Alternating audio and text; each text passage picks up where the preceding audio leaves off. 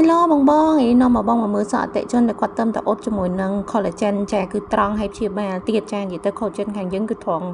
ដូចអត់ត្រង់អញ្ចឹងបងចាបើសិនបងចេះថែពេកទៀតគឺត្រង់បានយូរខ្លាំងមែនតែនត្រង់រហូតកាត់ចោលហ្មងចាហើយនិយាយទៅសក់អូនស្រីថ្ងៃនេះគឺគាត់ដល់ថ្ងៃលៀងចាហើយខ្ញុំស្ប៉ាកក់ហើយស្ប៉ាជូនគាត់ហើយគ្រាន់តែផ្លុំហើយសម្ងួតហើយបងជាងជាក់ស្ដែងគឺសក់របស់គាត់ឡើងអន្លាស់ឡើងភ្លឺហ្មងហើយអ្វីដែលសំខាន់គឺ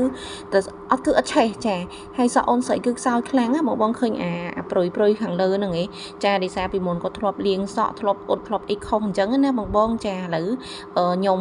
ធ្វើការអ៊ុតឲ្យគាត់លើកនេះគឺត្រង់ហើយសំខាន់គឺសក់គាត់អត់ឆេះហ្នឹងហ្មងចាគាត់ថាឲ្យបងងើយសុបាយចិត្តមែនតែនចាអញ្ចឹងសម្រាប់បងដែរចង់មកអ៊ុតសក់ចាឥឡូវយើងមាន promotion free spa សក់ចាសម្រាប់បងដែលចង់អ៊ុតចាឆាតបានណាដល់ចិត្តណាចាបន្ទាប់មកនេះគឺនាងខ្ញុំកាត់សក់ចុងជូតគាត់តិចចាស្ងួតហ្នឹងណាអញ្ចឹងអរគុណច្រើន